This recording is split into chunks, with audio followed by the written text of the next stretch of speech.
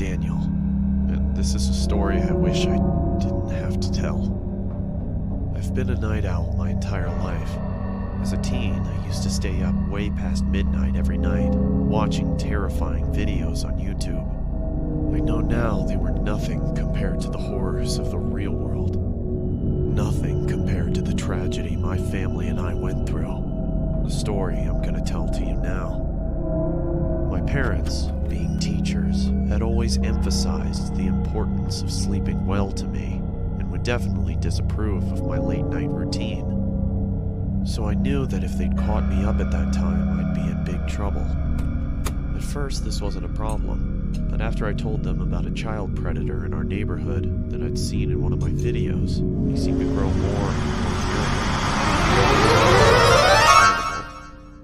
Every night, I'd hear one of them wandering into my room, checking on me, and every night, I'd immediately turn off my light and pretend to be asleep.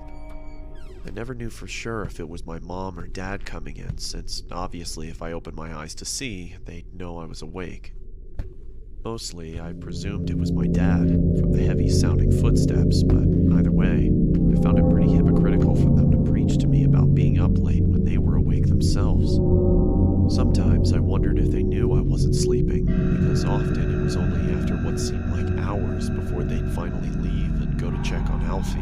That's my little brother, and Lucy, my little sister. I'd have asked them about it, but I thought it would have confirmed any suspicions which they seemed to already have about my staying awake deep into the mornings of the next day. Like I said, I guess they were just paranoid about the child predator. It was stupid for me to presume any of these things, and I'll never forgive myself for it, but I did it all the same. Anyway, one day, Lucy's school, where my parents both work, announced a school trip. It meant they'd be gone at some point next month from Saturday morning to Sunday morning, and it meant that I'd finally get to watch the horror movie my friend had lent me, that my parents had refused to let me watch. There was one downside, though. I'd be left to look after Alfie. Reluctant to leave him in my care alone, but my dad defended me, reminding her that Alfie had been up most of the night after a nightmare, so he'd probably sleep most of the day anyway. Besides, he reassured her, he's 17. He can be given a little responsibility. With a heavy heart, my mom agreed. I honestly wish she hadn't. Finally, the morning came for them to head off. It took longer than expected because my sister said some of her favorite toy dolls had been stolen, but eventually my mom persuaded her that they were probably just lost and told me to look for them whilst they were gone. I begrudgingly agreed, and soon they were ready to go. As they were leaving, my mom gave me a stern word, reminding me to lock the doors, not go to bed too late, and take good care of Alfie. She told me she'd be watching through the security cameras to make sure I was looking after him properly. I told her she really didn't have to worry. Then we said our goodbyes, and they were off. Alfie and I spent most of the day playing outside, but came in after the frisbee landed near a strange man who Alfie said had been in his nightmare. I told him that was ridiculous, because even if he somehow was in his dream, he wouldn't be able to remember. Anyway, I went by myself to get it, and I have to admit that the man was fairly creepy. He had a huge grin. To be permanently forced further open than they were designed to go. His clothes all seemed to have been made from someone 50 years younger, as they struggled to cling to his fully grown body. It was cold, but he was wearing a sun hat, a tiny one for children, which barely fit on his head. I recognized it, but didn't know how at the time. If I'd learned anything from the videos I spent my nights watching, I'd have abandoned the frisbee and left, but clearly I didn't, because not wanting to feel like a baby, I approached him. As I got closer to the man, his smile disappeared, and he removed the hat and held it behind his back. I began to see his features in greater detail. He looked tired. He was pale and his eyes were bloodshot and had huge huge gaping bags under them. In the entire time it took me to get to him, the man didn't move an inch, other than the odd blink. Not even his eyes shifted. At this stage, I was getting uneasy. I just wanted to get it and leave. Hi, can I have my frisbee back, please? Thanks.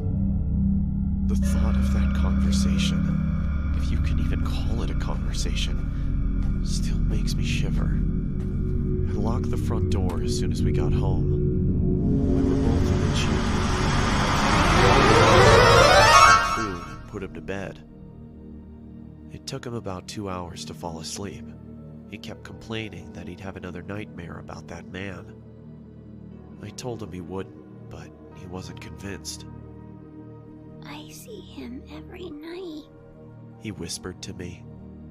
Well, if you see him again, don't worry, I'll be here to fight him off. This seemed to settle him down, and soon he was fast asleep. At about 11, it was time to put my film on. I couldn't have my mom knowing that I was watching it, so I did something naive and ignorant, something I'll always regret. I turned off the security cameras. I watched it for 2 hours straight, my eyes never straying from the screen, until I replayed the last few seconds of the film, but the sound didn't happen again. It was coming from inside my house. Alfie? He didn't reply, but I could see him under the covers, so I thought he was just asleep, and I didn't want to wake him up. I swear, if I thought anything worse had happened, I'd have checked. You okay? I thought maybe I was just worrying too much, hearing things. It was late, and the film had me scared.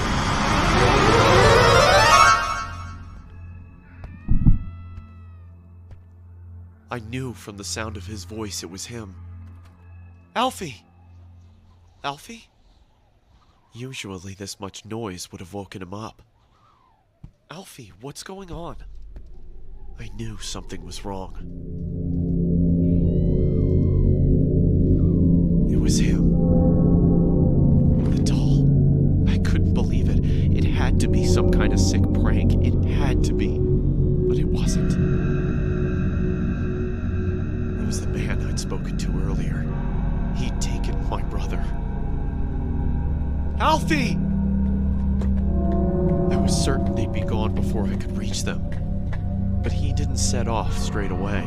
He watched as I tried helplessly to do something.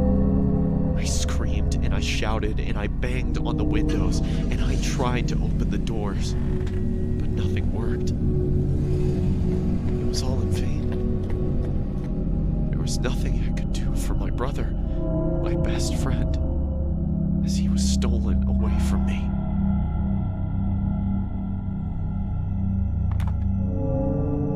It was too late for the police to do anything. It was too late for anybody to do anything. He was gone, and in time, I'd have to come to accept that.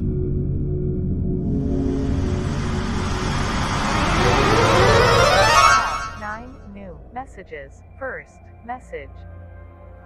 Hello? If you're out with Alfie, call me back when you get back in, please. Love you guys. Bye. End of message. Second message. Daniel, we've been trying to get a hold of you for hours. Is everything alright? Did you turn the security cameras off? They'll be fine. The security system probably just glitched out. Hey, Alfie, just call us as soon as you can, okay? You know how Mom worries. End of message. Third message. Listen, Daniel, we're starting to get really worried now. If you don't pick up, one of us is going to have to come home to check if everything's okay. Please pick up. End of message. Fourth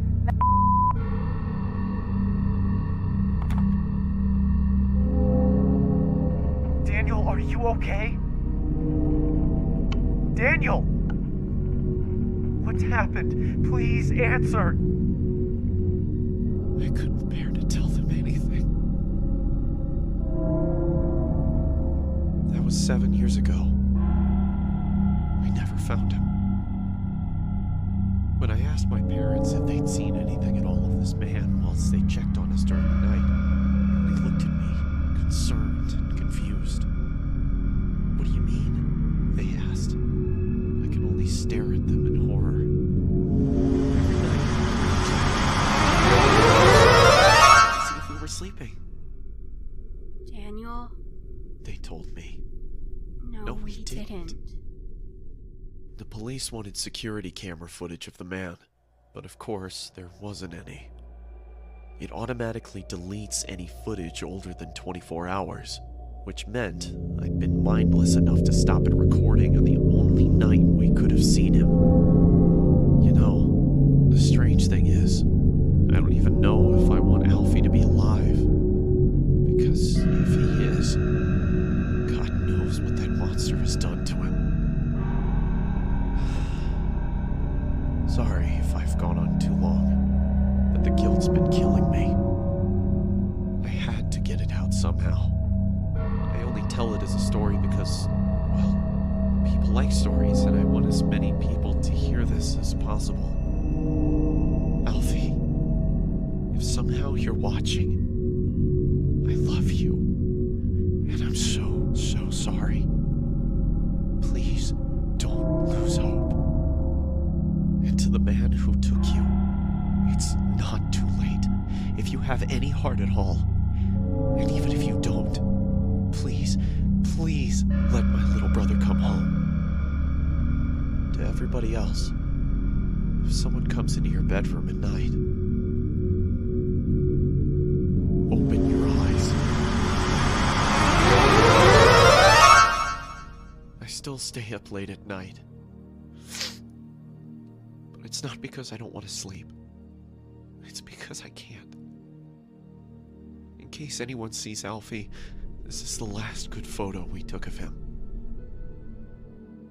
That's it. Stay safe.